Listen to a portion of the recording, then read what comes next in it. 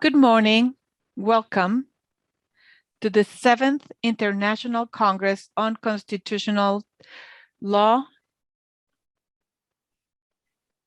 This Congress, it's organized by the Constitutional Studies Center of the Supreme Court of Justice in collaboration with the Federal School of Judiciary Training and also the Juridical Culture houses. Today, we have Dr. Miranda Fricker from the University of New York City. I'm going to read about her. She is the professor of philosophy at the Center of Graduates at the University in New York City.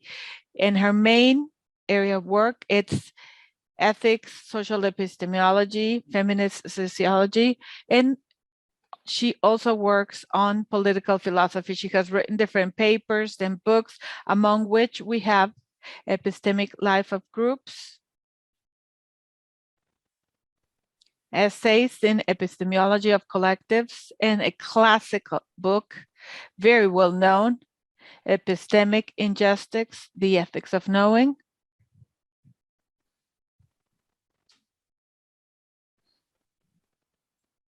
Before I give her the floor, I just want to tell our audience that we have Spanish broadcasting through the Facebook page and YouTube at the Supreme Court of Justice. And if you want to listen to her in her language, there's an English broadcasting at the Center of Constitutional Studies. Dr. Fricker needs no further introduction, so I'm going to give her the floor. Professor, you have the floor. Welcome. Thank you very much for the kind introduction and for the very kind invitation. It's a great honor to be speaking today, and I hope I will be able to offer some thoughts which will be useful to all the different listeners in their different national and legal cultural contexts. I'll start to share my screen.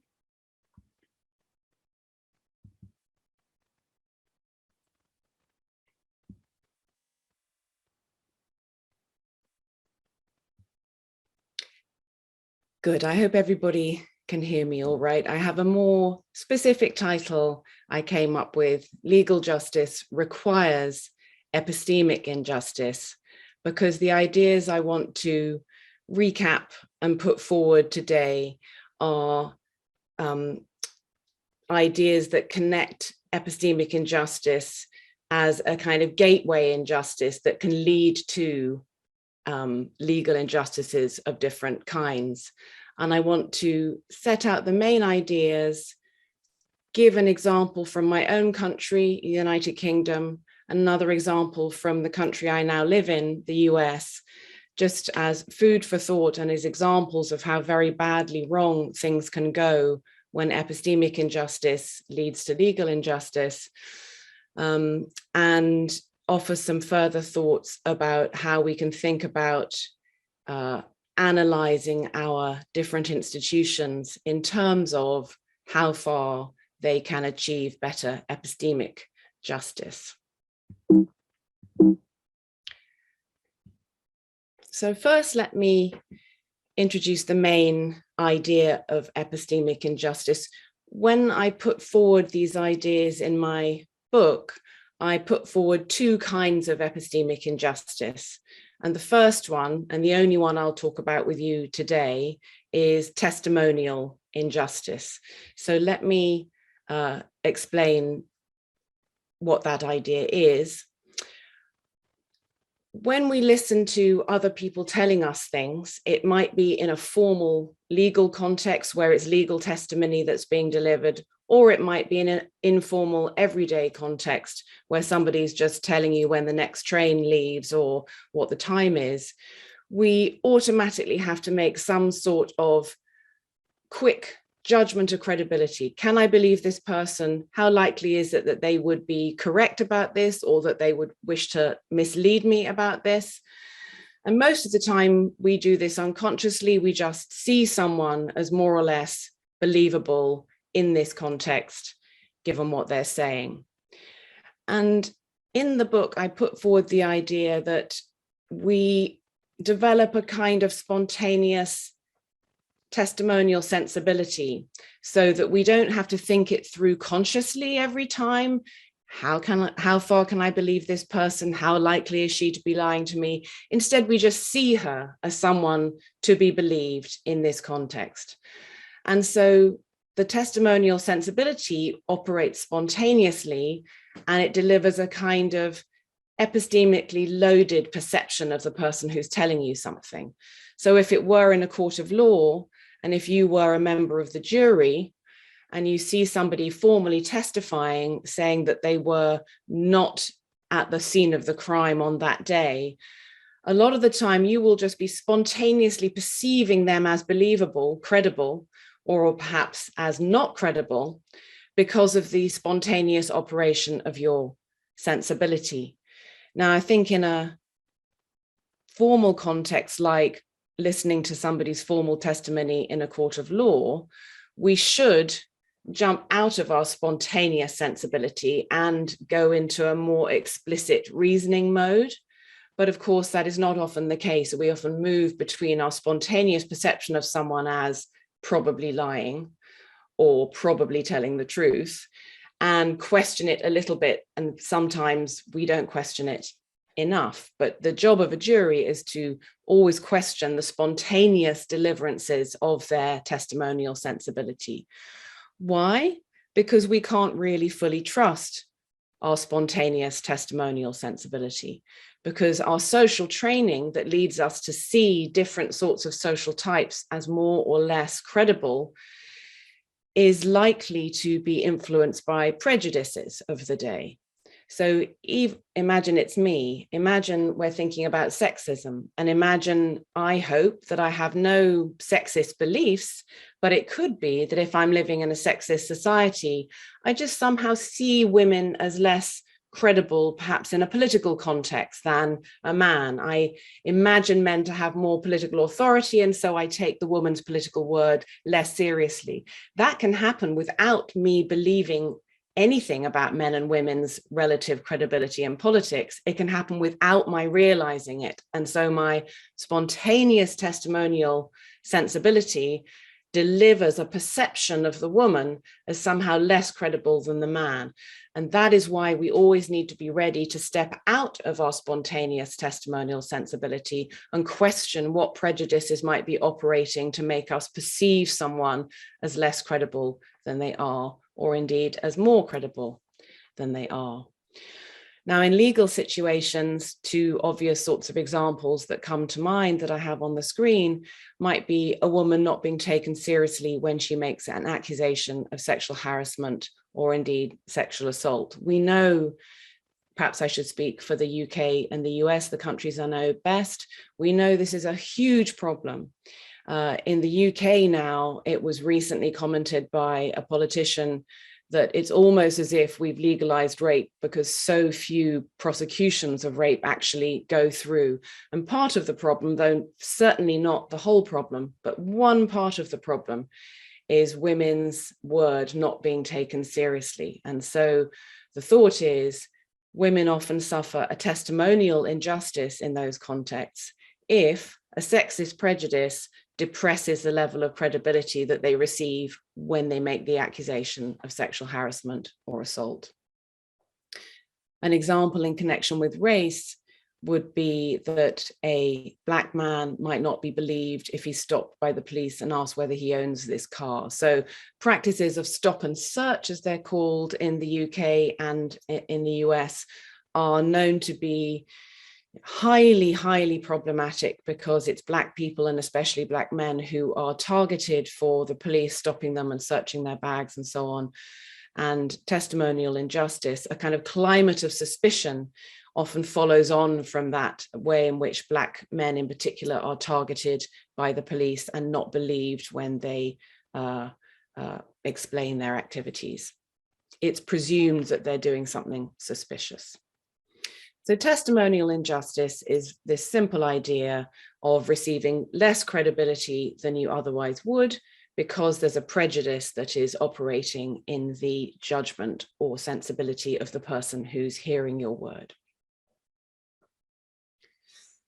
So moving now to an illustration from the early 90s in the UK, a really tragic and notorious case of bad and prejudicial policing. There was a young teenager called Stephen Lawrence waiting with his friend Dwayne Brooks at a bus stop in East London near where they lived. Both these teenagers are young Black men. And there was a gang, it's still not known exactly how many, 5, 6, 7 of white teenagers who started shouting racial abuse from the other side of the road and came over and surrounded Stephen Lawrence while his friend Dwayne Brooks was there too and sort of shouting and as it were, but not part of the huddle where these white teenagers had gathered round Stephen Lawrence. And at least one, perhaps more of these white teenagers stabbed Stephen Lawrence. And ultimately the stabbing was fatal. So Dwayne Brooks was not only a fellow victim, he hadn't been stabbed, but he'd been set upon by this white gang. But he was also, in fact, the chief witness to the crime. But when the police turned up, Dwayne Brooks was not treated either as a victim, and there are certain protocols where the police are meant to identify victims and give them care, make sure that they're not too stressed, try and, as it were, look after them to some degree. He was not treated like that. In fact, he was left in a completely desperate, angry situation because the police were failing to pay attention to his friend who was bleeding on the ground from the stab wound. And the police were not paying sufficient attention to trying to get the ambulance to come.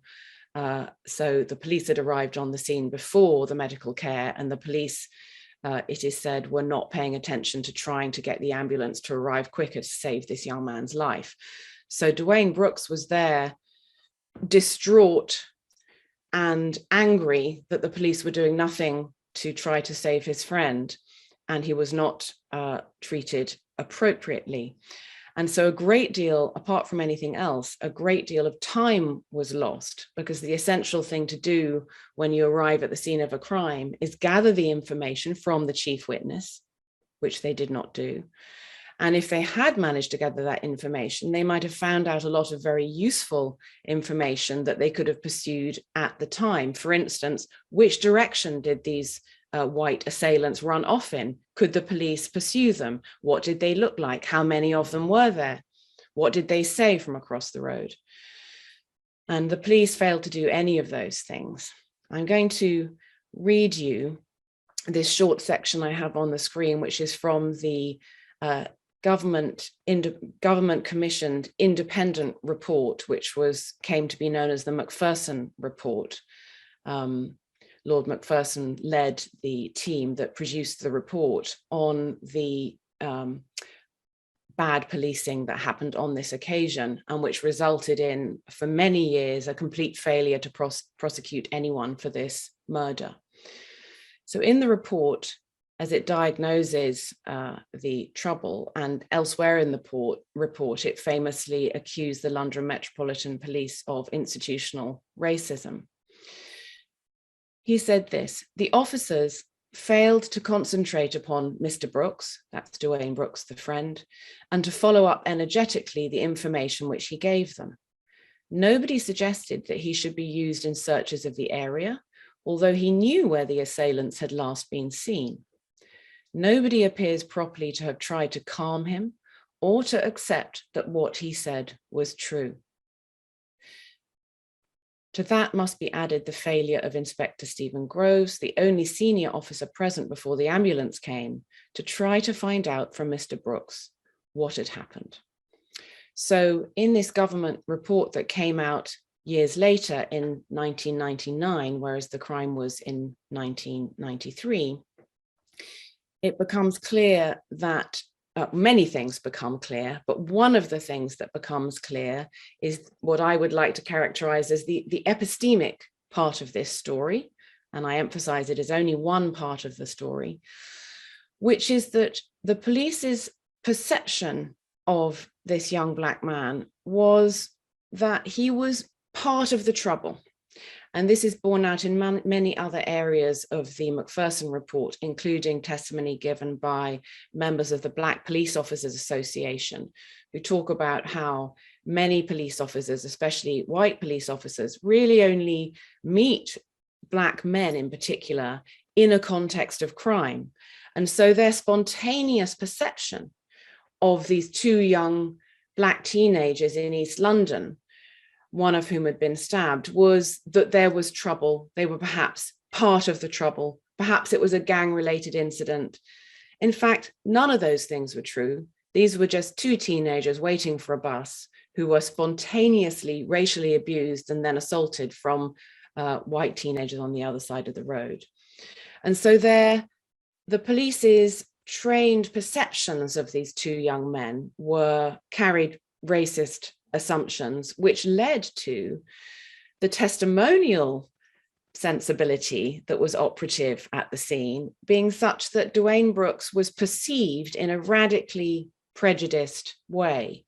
Instead of a key witness who had crucial information to offer and whose help they needed to enlist in order to solve the crime and find the assailants, he was perceived as someone who apparently had very little information to offer that was going to be reliable or useful.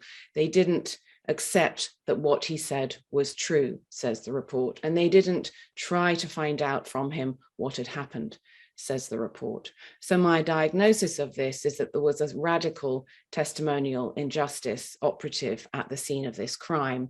And this was one part of the institutionalized racism in the London Metropolitan Police that the Macpherson Report diagnosed in the late 1990s. So in that example, we see testimonial injustice operating as a kind of gateway injustice to legal problems further down the line. There was the failure to gather evidence, and so the police couldn't do the proper investigation or did not do the proper investigation. And that for many years meant there was no conviction. Just for your information, there was ultimately a conviction after DNA evidence was invoked, and also when a new precedent was set that it made it possible to charge and prosecute a group for a crime. So because it wasn't clear which individual had used the knife, in the end, I think it was 2 members of that group were prosecuted. But for a long time, there was no prosecution. So philosophically speaking, I think it's also interesting to step back for a moment from the idea of causing legal injustices and ask first what other kinds of wrong might be intrinsic to testimonial injustice. If you say something to another person, whether in a formal or informal context, and they, perhaps without, certainly without me intending to, they perceive you in a prejudiced way that means you receive a deflated amount of credibility in what you're saying, have they already wronged you? Even if nothing else followed from this moment of being disbelieved? I think they have. And as I say, this is merely a philosophical, ethical point, but I think there is an intrinsic wrong in receiving a prejudicially deflated level of credibility. Because in receiving that deflated credibility, one is being insulted or undermined in one's capacity as a knower, as a spreader of knowledge, and therefore insulted or undermined or underestimated in a capacity that is essential to human value. So I'm assuming here that it is essential to the way we value each other as human beings, that we are rational and that we know things that we can share with others. And when our word is blocked wrongfully through prejudice, we are incapacitated in that basic function and underestimated in this capacity that is basic to human value. So I would suggest to you that there is an intrinsic ethical and epistemic wrong done to somebody whenever prejudice depresses the level of credibility that they receive from another person. But of course, in a sense, and especially from a legal point of view, the greater interest is in the non-primary or non-intrinsic wrongs that will be caused by that first intrinsic wrong. So if we look at the extrinsic or secondary wrongs that may follow on in some circumstances from the primary wrong of being of receiving a deflated level of credibility because of prejudice, then we get closer to the legal significance of the dysfunction. We look to the practical effects of receiving testimonial injustice. And if we think, for example, of the Dwayne Brooks case and the Stephen Lawrence murder, the practical effects were that for many, many years, there was no prosecution, and not to mention the traumatizing effect of Dwayne Brooks's evidence being ignored on him and on the families concerned. So those are, as it were, one immediate kind of practical effect. In general, if we look at the system of who gets believed and who doesn't get believed, who do the police pay attention to, who do they see as probably part of the trouble and not really a useful source of information, we will see that at the level of the system, obviously criminals can go free because no one believes an accuser, or the wrong people get charged and maybe go to prison because the jury doesn't believe their denials of guilt. And society misses out on the knowledge that would have flowed more freely in the system were it not for this prejudice. And of course, justice misses out. And to anyone who's involved in the law, in a way, what I'm saying is unbelievably obvious. Of course, we all know that, the whole point of courts of law is that they are set up to try and formalize that the right people get believed and people have a solemn sense of the importance of truth telling, they swear an oath and so on, and that the right people ultimately are sent to prison or let free. And we all know that this is obviously the chief aim of the courts of law. But I think what I have to offer is a particular theorization of one strand of the story about how it can go wrong in terms of testimonial injustice. And I hope that conceiving of testimonial injustice as a gateway injustice to legal injustices might add a sort of useful concept as we all think about these systemic problems together.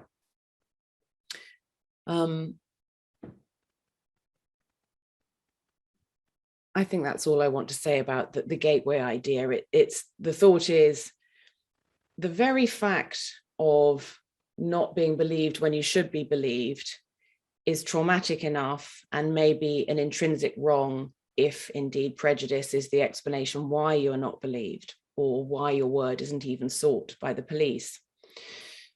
Far, far worse as an injustice to suffer is that you are the defendant in a trial and the jury do not believe your plea of innocence because of prejudice. The intrinsic wrong of not being believed because of prejudice is one thing, and I think that matters to people a great deal, but far worse is the legal injustice that a person will suffer thereafter if they are indeed wrongfully convicted. So we can think about prejudice and race in our different legal systems, and every country will have its distinctive forms of the problems and its distinctive forms of the solutions. And I look forward to learning from other participants today in our question session. I look forward to learning about the different problems that different legal systems face. But as a very general point, if there is racial disadvantage in a society, racial prejudice, racial bias, then that is a huge structural problem in the operation of legal justice for all the obvious reasons. The moments at which race may come in to mess up proper policing and legal process are so multiple that it might be worth just observing the different possible moments. We have the accusers of crime, we have the police investigation and who they regard as reliable witnesses and not. We have issues of identifying someone who, if a white person has been the victim of a crime and they are asked to identify a Black person as the assailant or as the person who was holding the gun or as the person they saw fleeing the scene of the crime, the likelihood of their misidentifying the person, partly because of racial stereotypes, is very significant. And I think the more we learn about miscarriages of justice and where policing can go wrong in the US, the more we learn how extraordinarily unreliable victim and other witness identifications of the assailant really are. Very often, the description of the assailant is so thin as to be laughable if it weren't so disastrous for justice. It would be a Black man of a certain height, and then you have a white person who identifies someone they may genuinely think was the assailant, but their actual ability to identify the individual that they may have saw in a split second at the scene of a crime is actually extraordinarily low, far lower than the weight it receives in investigating crime. And then, of course, we have what goes on in the courtroom itself in terms of the treatment of a suspect. What the lawyers believe is one aspect, as we'll see, but then most importantly, what the jury and the judge believe and how they perceive the defendant. This can affect not only the verdict of guilt or innocence, but it can also affect sentencing. Now, of course, the whole point of being a good jury member and the whole point of being a good judge is that one will be able to resist these sorts of prejudices. But I fear there's good reason to believe judges and juries often fail to resist these sorts of prejudices. And if we add to that the situation where Black defendants in the US will often be facing a substantially white jury, then that multiplies the opportunities for prejudice in how their word is perceived. One point to notice is that many societies, and certainly the US, have a prison population in which Black people, and especially Black men, are massively overrepresented. And there are many multiple explanations for this, and many superb Black scholars and activists who are working to reveal all the different ways in which this system goes wrong. But one question we can ask among the many questions is whether testimonial injustice is part of the explanation why. Here's a case, a famous and notorious case of a miscarriage of justice in America. A young man, Anthony Ray Hinton, living in a rural part of Alabama, was outrageously, falsely found guilty of 3 murders and spent 30 years, nearly 30 years on death row in Alabama. And before I read some of the words from his autobiography, The Sun Does Shine, I can at least point to the happier fact that nearly 30 years later, he was indeed exonerated. And the lawyer, Brian Stevenson, who initiated the Equal Justice Initiative, was his attorney. And indeed, Brian Stevenson writes the foreword to Anthony Ray Hinton's autobiography. So just to get the alleged crime on the table, Mr. Hinton's words, his description is this, I'll read it out. I was working the night shift in a locked warehouse when the manager at a Quincy's restaurant 15 miles away was abducted, robbed, and shot. I was mistakenly identified. The police claimed an old .38 caliber pistol owned by my mother was the murder weapon. The state of Alabama claimed this gun was not only used in the Quincy's robbery and attempted murder, but also 2 other murders in the area. That old gun my mum owned, I don't think it had been used in 25 years, maybe longer. Now, this young man, there are parts of the story that make it absolutely clear that when the police picked him up, the N-word was used, and he was told he was going down because he was Black, and there was a huge amount of very explicit, hateful racism at the hands of the police who arrested him. The gun, I mean, I've put in purple some of the relevant wording. It's astonishing. He couldn't have been at the scene of the crime because he was working his night shift in a warehouse which was locked at the scene of the crime, and which was in fact 15 miles away from where the crime happened. There was a mistaken identification, an important fact. As I said already, many crimes involve mistaken identifications. And then this is such a notorious and terrible case, such a gross miscarriage of justice. You just layer on all the different appalling things that ended up with this poor man being 30 years on death row. The gun that the police claimed he must have used for these murders couldn't possibly have been used for any of the murders. And if a proper ballistics report had in fact been commissioned by his attorney for the defense, it would have proved easily that there's no way the gun that he notionally had access to, even though he wasn't there at the time, could possibly have been the weapon used in the crime. And so the multiple aspects of this miscarriage of justice are a terrifying testament to the possibilities of racism in the Alabama system, and no doubt elsewhere. But the question of not being believed because of prejudice is one aspect of the case that's very important. He describes the situation in the courtroom where he realizes that none of the people present, none of the white people present, and certainly none of the white people who are in charge of the proceedings and who compose the jury believe him. There's a presumption of guilt, as a phrase that's often used.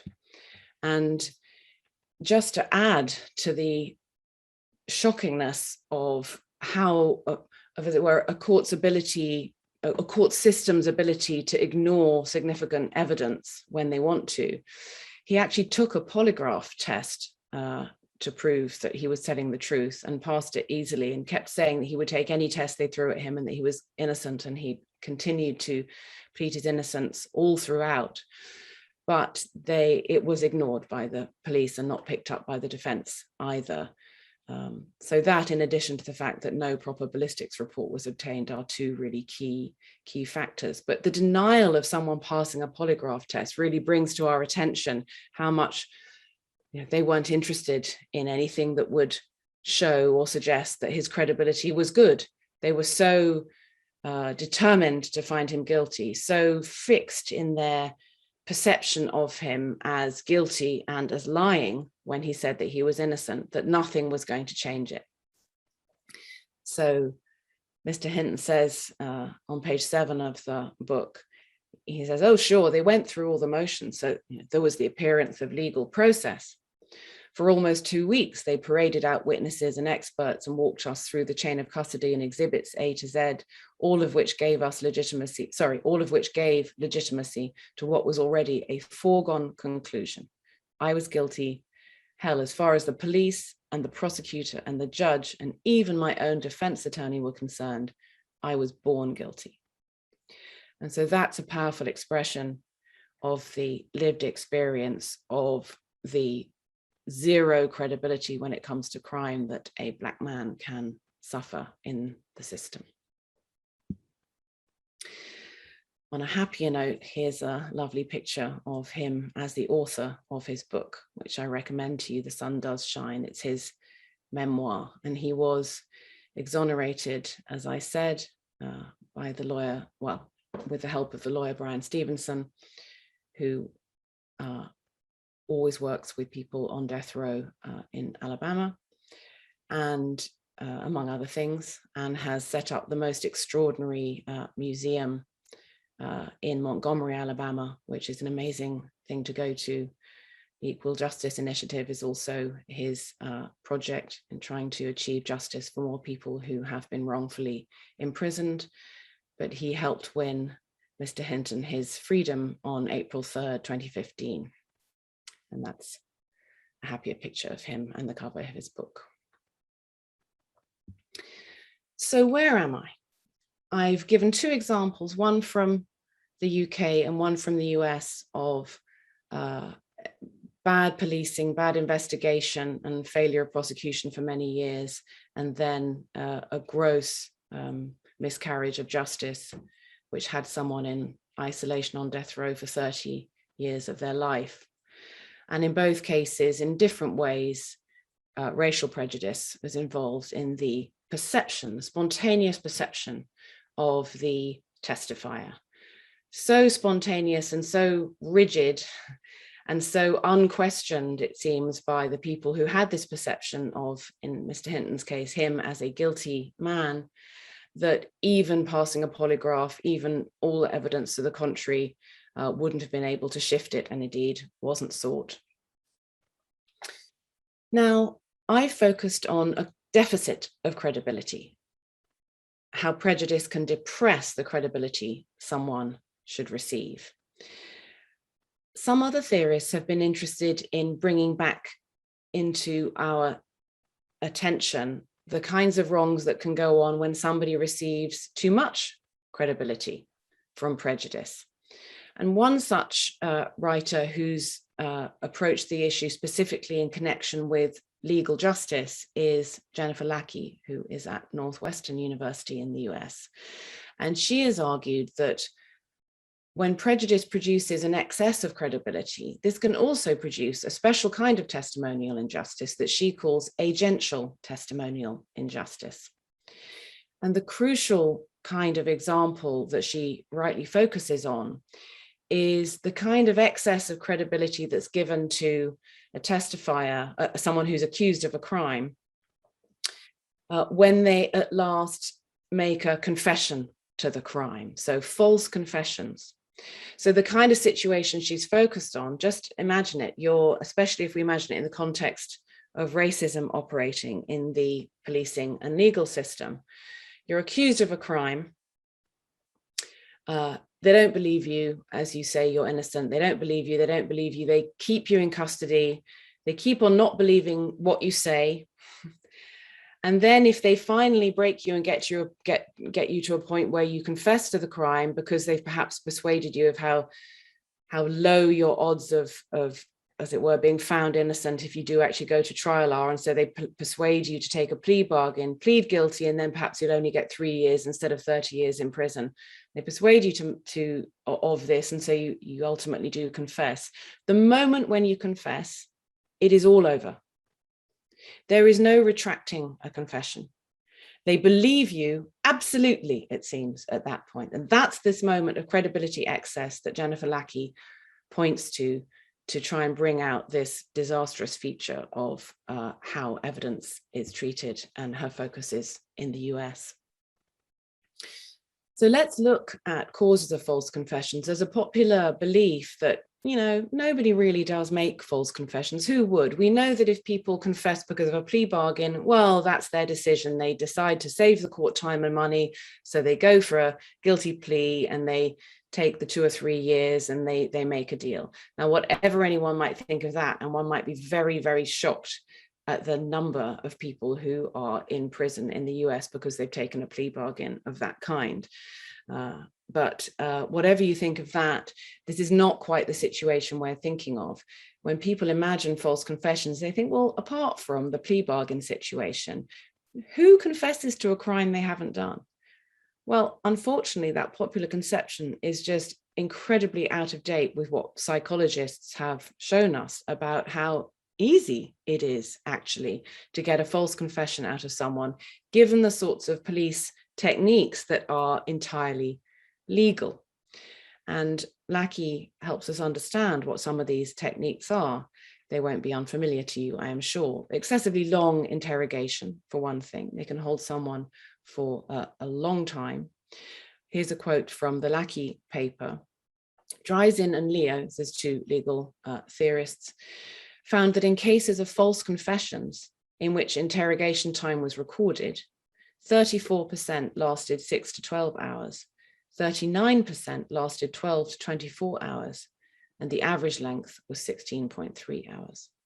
So being allowed to hold someone for that long is a powerful weapon when it comes to trying to extract a confession out of them. You can wear them down. Sleep deprivation is another tactic. Separation from family, also separation from anyone who might be a source of support. People, of course, have the legal right to an attorney, but people do not always claim that right. And especially the innocent do not claim that right, because the innocent are likely to think, I've got nothing to hide. I'll tell you everything I know about the situation. I don't need a lawyer. Bad move. Other sorts of tactics, and this is something which I did not know until about 2 years ago, and many Americans do not know, that in the US, it is entirely legal for the police to lie to suspects. The police are legally entitled to tell suspects that they have in interview for hours on end, without sleep and without family and friends with them. They're allowed to tell them anything they like, however flagrantly untrue, to bamboozle them and confuse them into thinking that perhaps they did do it then. Let me read this from the Lackey paper. Consider the case of Marty Tancliffe, who in 1989 was accused at the age of 17 of murdering his parents, despite the complete absence of evidence against him. Now, Tancliffe vehemently denied the charges for several hours until his interrogator told him that his hair was found within his mother's grasp, that a humidity test indicated that he had showered, hence the presence of only one spot of blood on his shoulder, and that his hospitalized father had emerged from his coma to say that Marty was his assailant, all of which were untrue. The father never regained consciousness and died shortly thereafter. And this is just one really shocking example of what is, as I emphasize, a legal entitlement of the police to say whatever they like, however full of lies, to try and extract a confession from someone they reckon probably did it. Presumably, these police, they had this person, they did, suspect that he'd done it, and they can use all these tools in their arsenal to get the person to corroborate this through confession. Vulnerability. The vulnerability of someone being questioned by the police when they are under suspicion in this way is a key factor. Being a juvenile, having an intellectual or psychological disability makes it much easier for the police to manipulate a suspect into confession. Innocence, as I mentioned just now, but I wanted to mention it at least twice. I feel we should mention it every day. The innocent are more likely to confess. The innocent are more likely to confess. They're more likely to think they don't need a lawyer, and so they disclose everything that there is, as it were, feeling falsely secure in the idea that the police will arrive at the right result. But the more information you give to the police, if the police reckon you probably did it, the more you give them to work with, and the more weapons you give them to grind you down into a state of confusion and thinking that perhaps you did do it, or perhaps the only way out of this room is going to be through confession. And this, unfortunately, is all entirely legal. So a conclusion is that the deficit of credibility given to the denials of guilt is a testimonial injustice, what Lackey calls an agential testimonial injustice. Sorry, let me begin that again, and special apologies to the translator. Here is my conclusion. The first bit is my bit, not Jennifer Lackey's bit.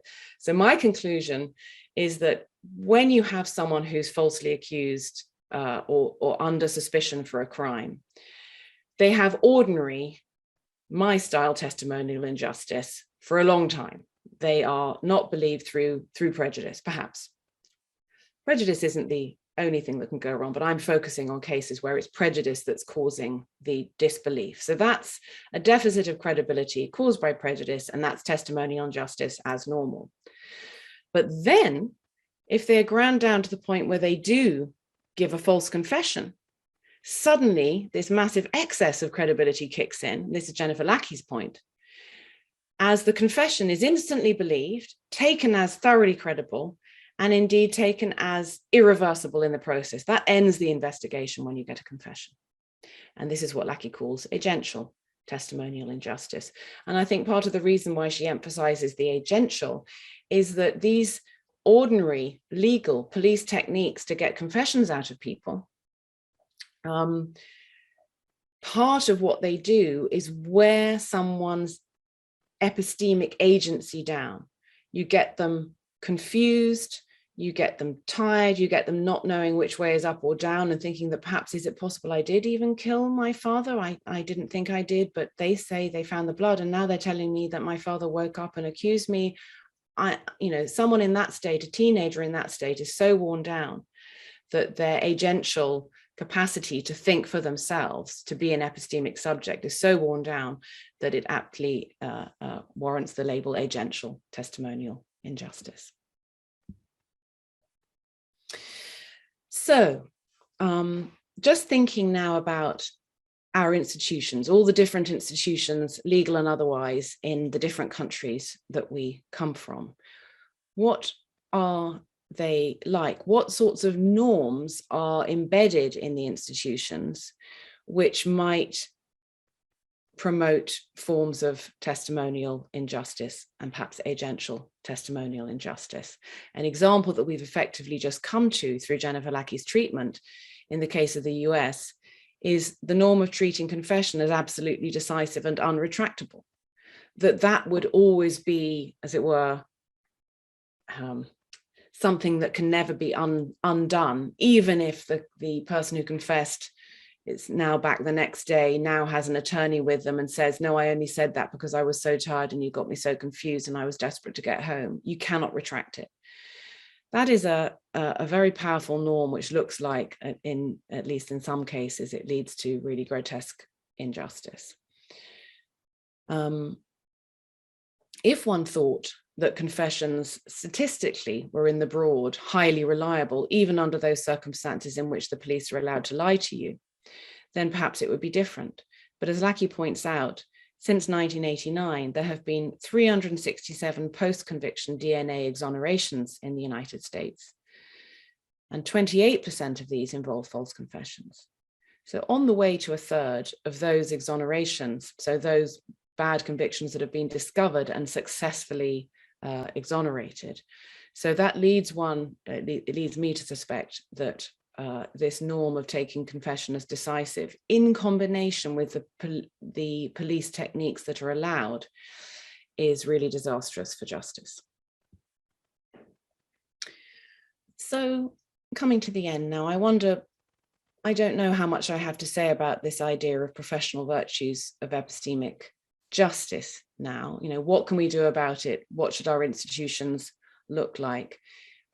I just want to suggest that I hope that thinking in terms of the testimonial justice and injustice aspect of our institutions, I hope it helps us take a step back and look at the kinds of institutional norms that are in place. For instance, the police entitlement to lie. For instance, the as yet very patchy requirement in the US for all police interviews even to be recorded. These sorts of things need changing. And if our institutions are going to be more virtuous, less vicious in terms of testimonial justice and injustice, these are the sorts of norms that obviously need changing and that many people are indeed have long campaigning for. And so I think it's up to all of us to take a step back from our various institutions and try and analyze what sorts of professional norms of giving credibility and withholding credibility are really working in the institution and what changes need to be made. And that is it. I thank you very much for your attention and your patience. And I hope that some of what I've said has been of interest and relevance to you. Thank you. I'll stop screen sharing now.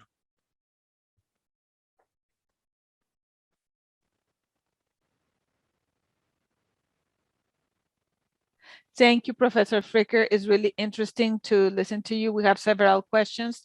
I would like to start with two of them, but before we start, we want to remind those that follow us in YouTube and social media, if they can leave the questions, and we're going to send them to Professor Fricker. I have two questions.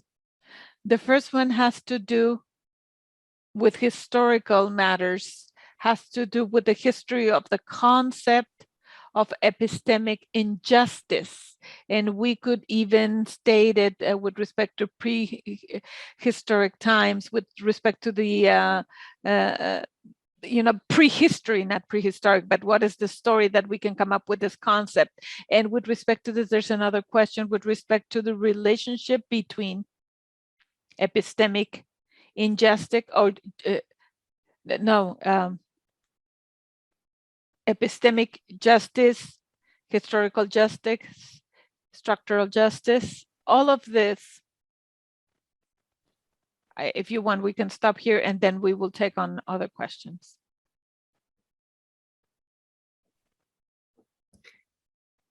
Thank you very much.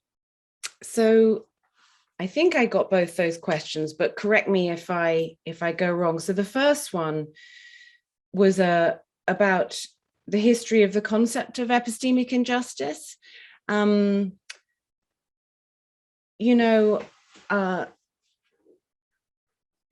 I sort of coined the phrase epistemic injustice in work that was leading up to my book, and then the book had that in the title, I was drawing on, it's strange how the label has caught on and it seems to have been useful, but people have forever, especially Marx is an absolutely key philosophical figure here. People have forever been talking about how norms of knowledge and reason and power and prejudice get tangled up and people are not believed when they should be, and so on. So there's a long history and different traditions of thought, including Marxist thought and Black scholarship in the US, feminist standpoint theory, feminist postmodernism, before that, other kinds of postmodernism, Foucault, so many different traditions of thought that have explored in their own distinctive ways the connections between knowledge and power and so on. What I was trying to do by introducing the particular term epistemic injustice was actually something, in a way, highly specific, though I think the term has now spread to be a more general term, which is fine. But my own reason for coining the term was that I had been trained in philosophy, just, as an undergraduate. And then I had discovered feminist philosophy and postmodernist ideas. And I thought they were asking incredibly interesting, important questions about the connections between knowledge and power and social identity. But that in mainstream analytic epistemology, these questions were not being asked at all. And so my attempt was to try and make these questions be articulatable in the vocabulary of analytic philosophy. And I also tried to present a theory so that we could see the wrong of testimonial injustice when it is a really gross structural wrong because it's connected up with oppression of various kinds. I wanted to see that kind of testimonial injustice as continuous with smaller, local, less problematic kinds of testimonial injustice. And so if we see them all as cases of someone's credibility being reduced because of prejudice, you can imagine a little everyday case of that where it's very insignificant to somebody's interests and how their life goes that they should be on the receiving end of this kind of injustice. Or by contrast, we can imagine it in the context of, say, racial oppression, where the epistemic story is part of the overall story of oppression, so that the racial prejudice that depresses the credibility of somebody's word is the same prejudice that is disadvantaging them in every other aspect or many other aspects of their life. And that's when we see epistemic injustice as what I call systematic. So it's the kind of epistemic injustice that is an important thread in the overall tapestry of social oppression. So that's just my little part of the story, but there are many traditions of thought that have emphasized different, theorized in different ways the connections between knowledge and power, and I was just trying to do it in one particular way. I think I might have sort of answered the second question there too, which was about the relationship between epistemic injustice and other kinds of social injustice, if I understood correctly. And again, I think in the talk I talked about epistemic injustice being a kind of gateway injustice when it comes to the law, because just not being believed, it's a very bad thing, it's an insulting thing, but it's what follows from that that might make it catastrophic for someone's life. So if I'm not believed when I'm testifying to my innocence in a crime, then I might go to prison, and that's catastrophic. But the not being believed part is the gateway to this catastrophic thing that happens and is caused afterwards. So I think very often one way to think about the connection between, say, testimonial injustice and other kinds of injustice is in terms of a gateway. I hope that answers the questions.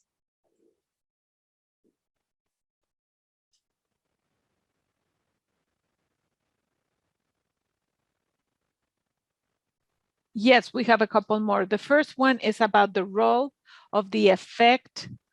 As we've heard about the existence of political emotions, particularly in the case of political emotions linked to negative stereotypes in discrimination, hate crimes.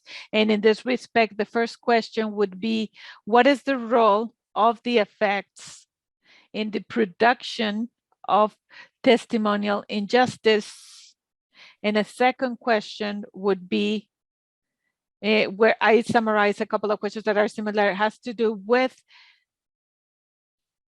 what would be some possible corrective actions before testimonial injustice. Can we think about maybe to get rid of stereotypes, how we can look at the credibility of some groups, not to give a lot of weight to certain type of statements, and in general, a series of criteria or guidelines about how to perform a corrective type of situation? Thank you. Let me try and address the second one. I'm not sure I had a good understanding of the first one, so maybe we'll come back to that. But in terms of what can be done to correct the situation of testimonial injustice, it's a very, this is a very good question. This is a very big question, and perhaps the answer will be different in every different country and institution. But I think when it comes to legal institutions in particular, but also other institutions like employers and companies and universities and so on, I think there is an important kind of synergy between working on people's attitudes and working on procedures. And I think we're probably the best bet is to work on procedures rather than people's attitudes. So it may be that as individuals, as employers, as lawyers, as teachers, we all have an obligation to try to be on the alert for the way that prejudicial stereotypes might be affecting how we perceive others. But as many people have pointed out, we better not place all our hopes on that, because it's a very difficult thing to achieve, and the way prejudice operates in our sensibilities is actually very hard to eradicate. But it's going to be an important part of the solution at some point. But it's probably better in the first case to work directly on procedures. So in a way, when you describe the problem carefully enough, sometimes part of the answer is in the good description of the problem. So in the case of thinking of Jennifer Lackey's work on agential testimonial injustice, as we describe the problem, we go through it and we see all the things that police are in fact allowed to do. The fact that the police are legally allowed to lie to suspects, to me, that's like a number one procedure that's a huge problem. I speculate that it would make a huge difference to US justice if the police were no longer allowed to lie to suspects. In the UK, this was allowed until, I think, the late 80s. There were a couple of gross miscarriages of justice in prosecutions of people for IRA bombings. And it's one of the most sort of disgraceful passages in UK legal history. And it prompted a change in the law so that the police were not allowed to lie to suspects in order to, well, full stop, but for instance, in order to get them to confess. And so the US is very behind many other countries in this regard. And as I say, many Americans don't realize that the police are legally entitled to lie to them were they to fall under suspicion of a crime. So I think looking at procedures is the first thing. And as I said, there are many, campaigning groups that have for decades been campaigning for a legal requirement in every state that police interrogations are video recorded. So then this can be shown to juries, for instance. And those sorts of procedural things, I think, are where the impetus for change should be focused. I'm sorry I didn't fully understand the first question, which was about effects and you said something like, what is the role of effects in the production of testimonial injustice? I'm very happy to try to give a good answer, but perhaps you could repeat or re-express the question to help me understand fully what you are asking.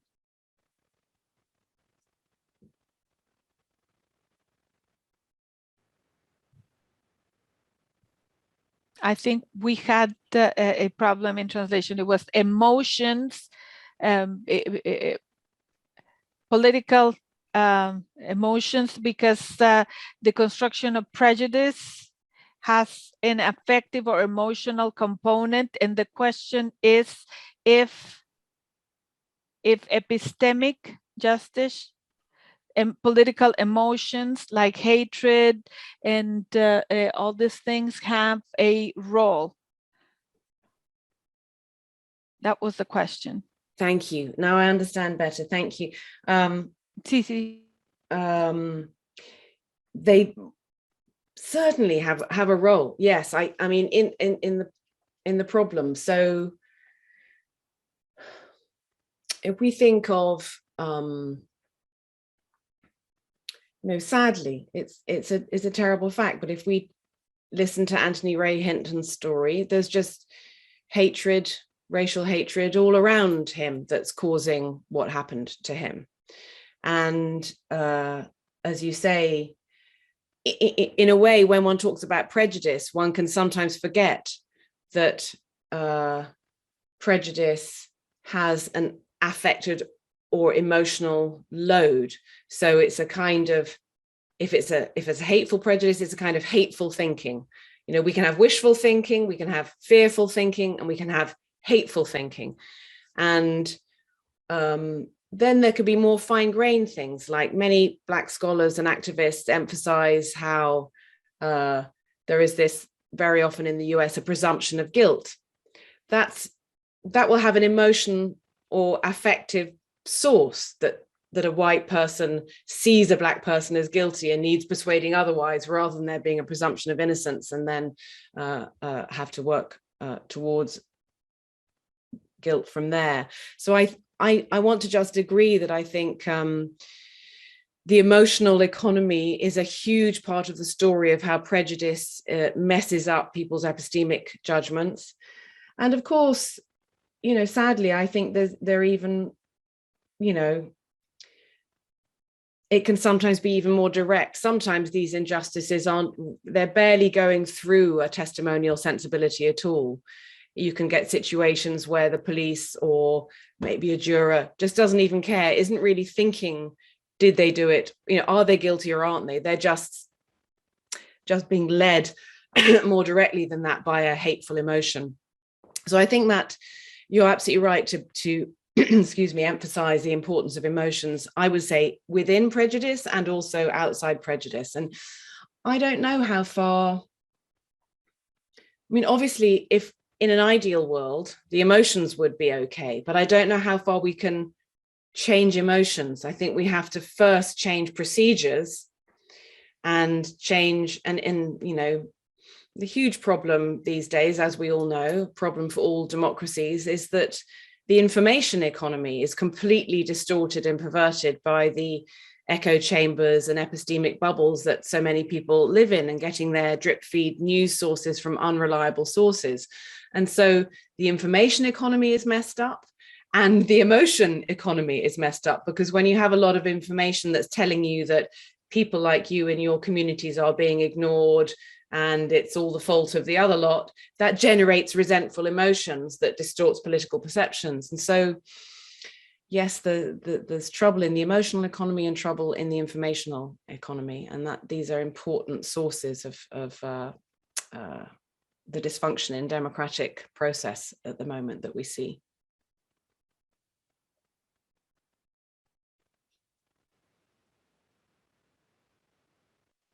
Thank you. We're getting several questions. I'm going to take a couple more. The first one has to do with the relationship between epistemic injustice, particularly testimonial injustice, and restorative injustice. If to solve testimonial injustice can be understood as restorative justice, not injustice. That would be the first question. And the second question would be how the all of this question and all of this interrogation shouldn't have some hermeneutical or the interpretative injustice when the person that is being is undergoing the interrogation does not have the resources to understand maybe what is going on, the rights they have, or even what is supposedly they're being charged with or being attributed with. That's what we have for now. Thank you. Let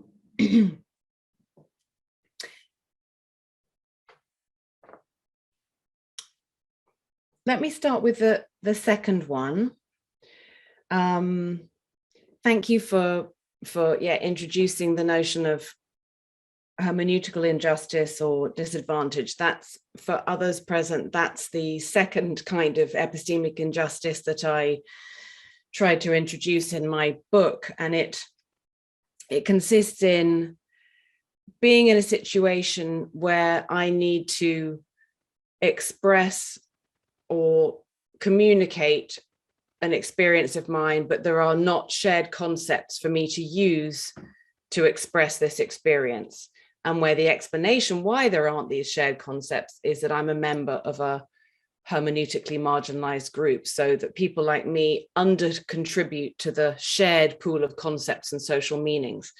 And that's what means it's no accident that I'm going to have experiences I need to render intelligible to myself and to others, and yet there aren't the shared tools, because people like me don't get to put those tools into the shared space as much as others do. So that was the structure of hermeneutical injustice. But I think the question is asking something in a way more specific about the difficulties of understanding that many defendants will have. And the questioner is pointing to the problem of suspects in a crime sometimes being in a position where they're really barely able to understand the situation that they're in, or even the crime that they're being accused of. And you're so right to bring this up, especially if we remember the points that Jennifer Lackey makes about the features of a suspect that the police will always exploit: vulnerability, isolation, sometimes intellectual disability, youth, immaturity.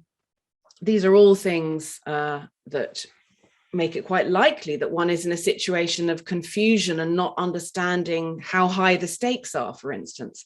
So someone who is innocent and who's saying, don't worry, I don't need an attorney. I'll tell you everything I know. I've got nothing to hide because I'm innocent.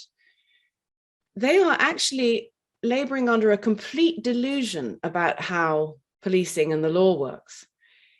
If the police suspect you, they will be able to use anything you say against you. And if they suspect you, they will use it against you. And it may just be that many of the innocent things you say actually incriminate you. And that is why one should always, always, always have a lawyer. And everyone does have that right in the US, at least, and certainly in the UK too. But of course, there are great problems of getting a lawyer who will, in fact, do a good job of protecting you and putting you fully in the picture, and really giving you good advice. And one of the big problems in the US is there is such unequal access to good legal defense, unequal access to the law. And so I think I just want to say, I think you raise an excellent point, that this is a dimension of lack of understanding and lack of information, a kind of epistemic vulnerability that many suspects hauled in by the police for interview will be in. And I almost feel like it should be taught at high school, that what your rights are and how high the stakes can be without you realizing it when you are under suspicion of any crime. So thank you. And certainly some versions of that might be precisely hermeneutical injustice if the defendant or the suspect is needing to explain something about their experience which is not properly understood by the police. Then they might, as it were, seem like they've got something to hide, or like they won't seem so intelligible to the police than they would have if they'd been operating with more shared concepts. And then there was the question about the relationship between testimonial injustice and restorative justice. And I'm not sure exactly what the questioner had in mind. Restorative justice is a wonderful and important thing, and a wonderful and important area of development, perhaps, for many of our legal institutions. There's good reason to think that, perhaps this is just personal opinion, but many people will think that it would be good if many of our legal institutions could evolve so that there was more possibility for restorative justice rather than retributive justice. And restorative justice tends to take the form, if I understand it correctly, of enabling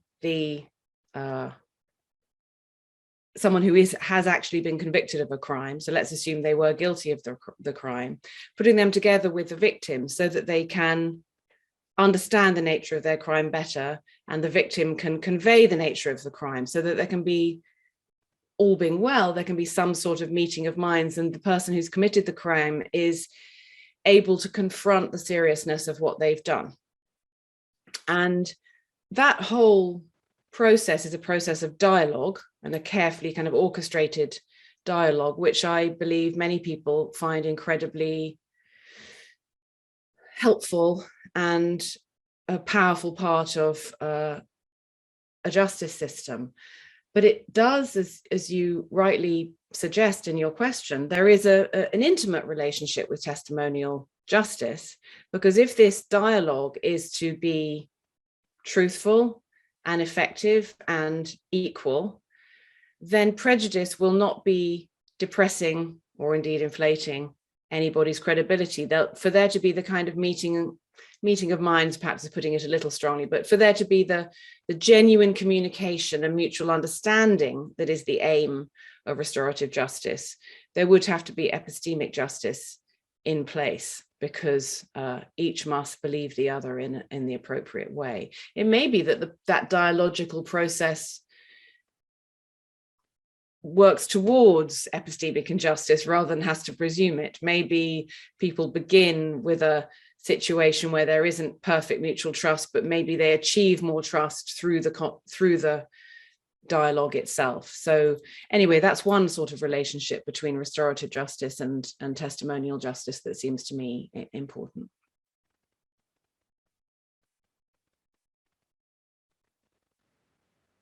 Thank you, Professor. Maybe a last question before we let you go. Some people ask if the notion of epistemic injustice is only applied to institutional injustice, or would it be present in some forms of discrimination that happen beyond the institutions? That's the question that we're going to be closing with. Thank you very much. Yes, I've been talking today so much about institutions that I have perhaps given the impression that that's where it begins. But in fact, at least in my own thinking, it began in the case of testimonial injustice with individuals as a kind of transaction, so that I tell somebody something, a prejudice depresses the level of credibility they as an individual give me, and they thereby do me a testimonial injustice. And then once we have that in place, then we can start thinking about collectives and institutions and what institutions might need to do to make sure that they don't perpetrate testimonial injustices on citizens. So now we're thinking of whole police forces or whole legal systems and how they can be better organized so that they don't disbelieve a suspect or a defendant when they should believe them. But it all started with the idea of individual transactions when it comes to testimonial injustice. By contrast, with the other concept of epistemic injustice, namely hermeneutical injustice, that I thought of first as a structural idea, so that it's true, an individual will suffer a hermeneutical injustice if I need to make an experience of mine intelligible to you, but I cannot because we don't share the concepts that I need to use to make my experience intelligible to you. Then me, the individual, I'm suffering that hermeneutical injustice, but no individual is doing it to me. There's no individual perpetrator of a hermeneutical injustice, in my view. It's a structural, purely structural idea. So hermeneutical injustice is a bit more like unjust poverty. If I'm poor, that's terrible for me, and I'm the one, an individual suffering the injustice like many other individuals.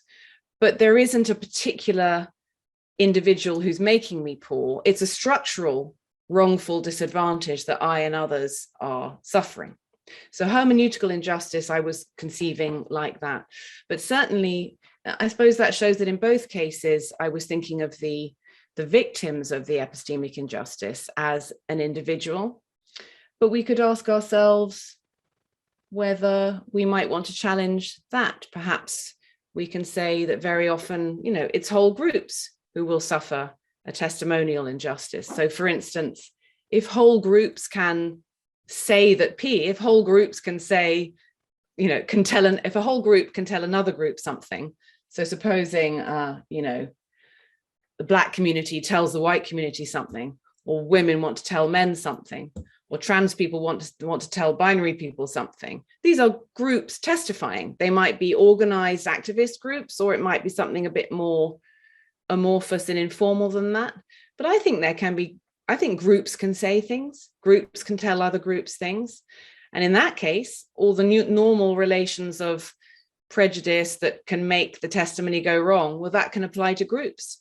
So you could have a group testifier and a group hearer where the group hearer does a testimonial injustice to the group testifier. So I think that these concepts of epistemic injustice are very malleable, and they can be applied to individuals or to groups and institutions as you may find useful.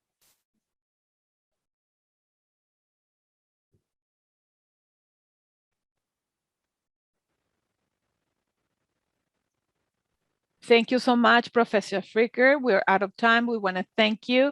Do you want to close with any comments? And then we would be just closing our conference for today. So you have the floor. I only want to thank everybody very much for being here, and also for the questions. I hope I managed to answer the questions in a satisfactory way. I wish I could hear more of all of your perspectives and learn more about the different problems in the legal systems in our various different countries, but perhaps there'll be a chance to do that on another occasion. And I thank you all very much for coming, and thank my host for the kind invitation. And I thank very much the translators for the marvelous job that you have enabled me to understand what people are asking. Thank you so much. Muchas gracias. Thank you to our audience who has been following us through social media. And before I close, I just want to invite you to follow this Congress in the next session that would take place November 26th, Friday, 9 to 11, Mexico City, with compare development of anti-discriminatory law in Europe. Thank you for being with us, Professor.